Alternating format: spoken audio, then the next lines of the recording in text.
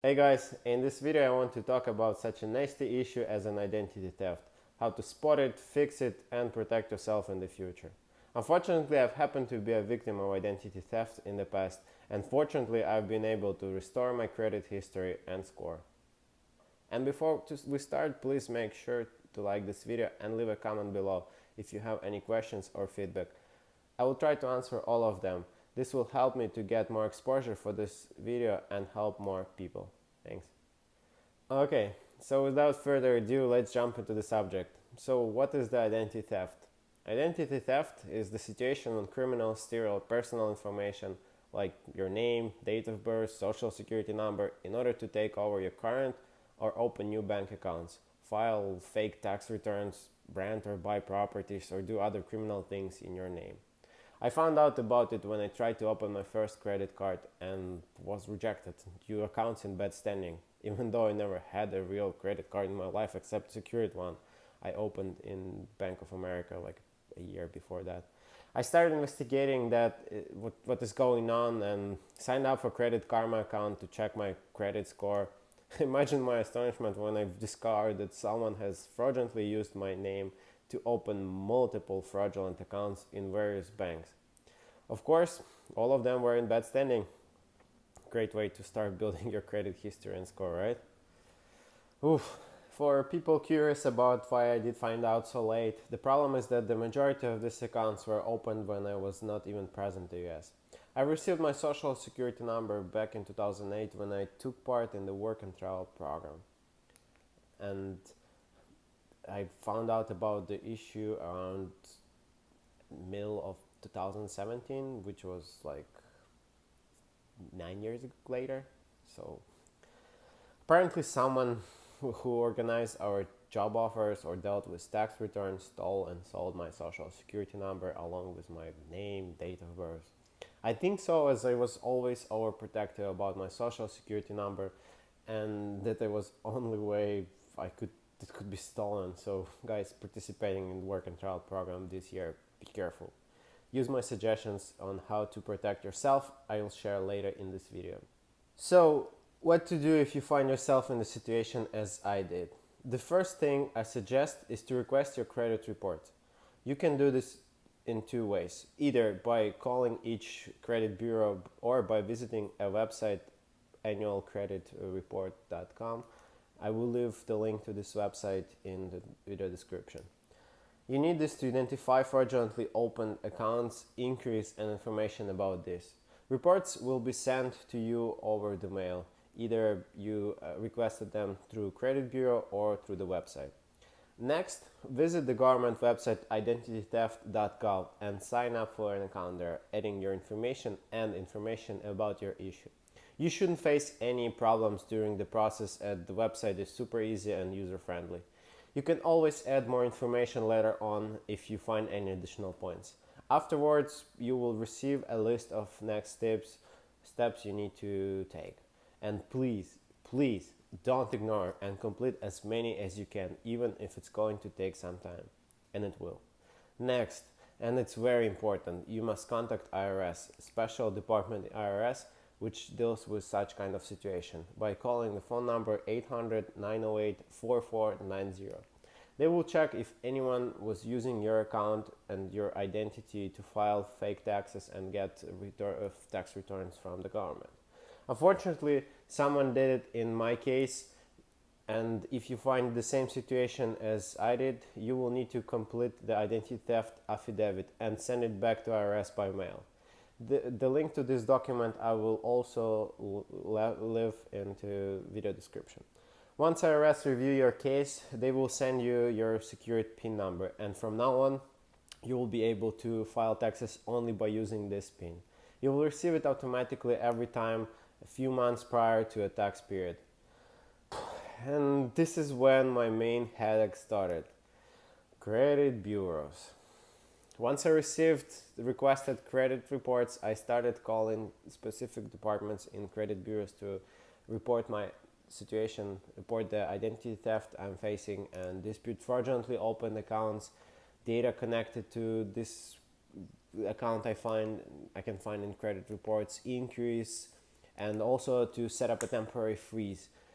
And that took ages. I will leave phone numbers to fraudulent departments in these credit bureaus below into the video description. And please note each piece of data they give you, like case IDs, phone numbers to call, pins, etc. You will need this later on, believe me. Another important thing is to make sure you have disputed everything, and I mean everything, which is not yours, and corrected every piece, every even tiniest piece of information, as it's only in your interest. In order to speed up dispute processes, please call banks you see fraudulent accounts are opened in and report about the identity theft. This is super important. It will help you a lot. It would be great if you could report this to the police as well.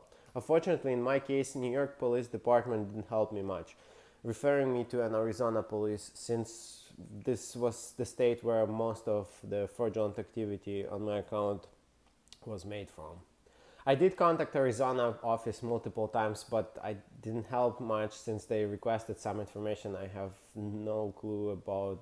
I have no idea what about. It's like they were asking about the addresses connected to this fraudulent case, which I've never been there. Like I don't know. And they asked me to call like banks, local banks, to see if I can gather more information. Overall, I was fortunate enough to have a strong alibi.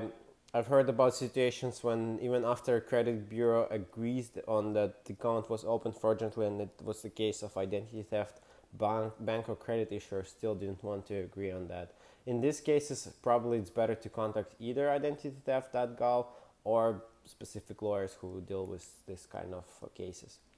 Okay, so how do you protect yourself from this? And probably the first thing that comes to our mind is to hide your documents in super secured vault.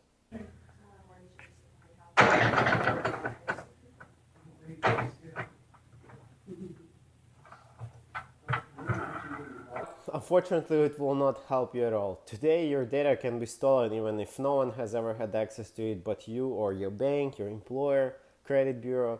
Data breaches are common things and they happen pretty much daily.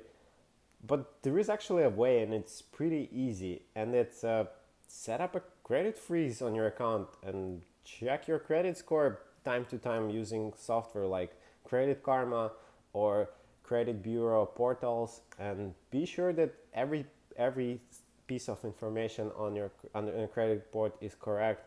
There is no fraudulent increase on your account or fraudulent bank accounts or credit cards whatsoever. Okay guys, now let's jump onto the computer and I'll show you how to set up a credit freeze on your Experian and Equifax accounts. Unfortunately, I wasn't able to do this on Transunion as far as my account was blocked and Transunion people couldn't help me. But it's okay because having credit freeze even on Experian and Equifax might protect you. As far as when credit issuer is checking your credit report, they usually check it through few different credit bureaus, and if they see that either one of those has a lock on it, they will just stop the process. So let's go. And let's start with Experian. So Experian has designed this page to give you an opportunity to set a credit freeze on your credit account, remove or lift credit freeze from your credit account, retrieve your personal identification number, or grant your creditor one-time access to your credit file. Today I'll show you how you set up your credit freeze and how you temporarily lift your credit freeze. So let's go over adding a credit freeze on your credit account.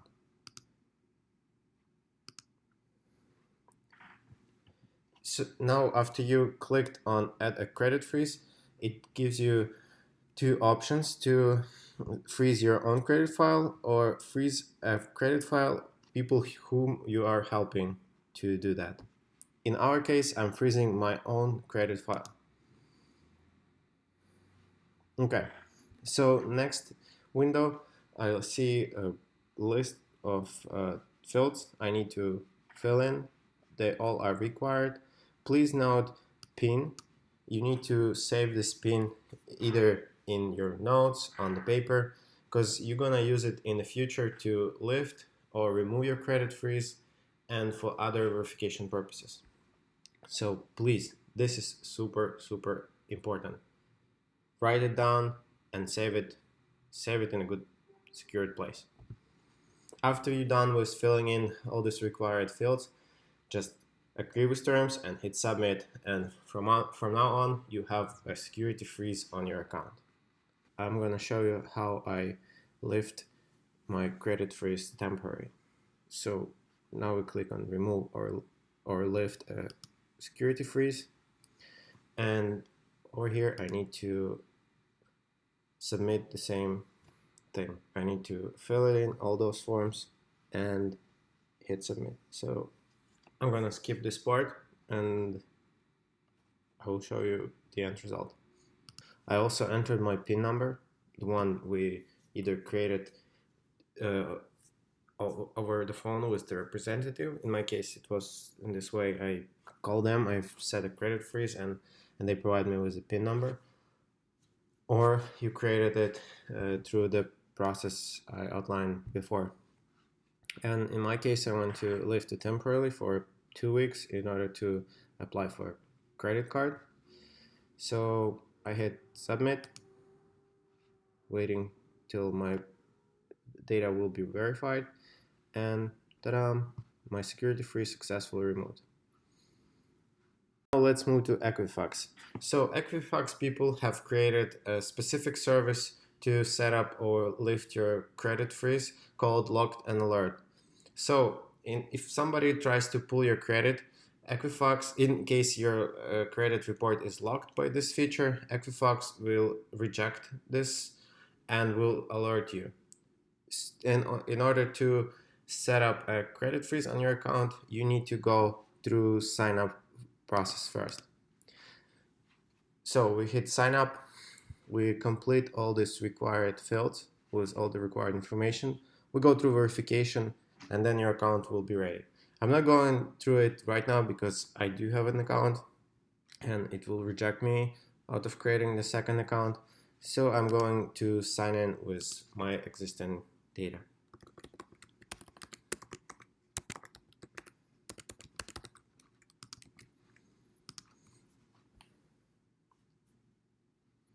The interface is pretty easy to follow.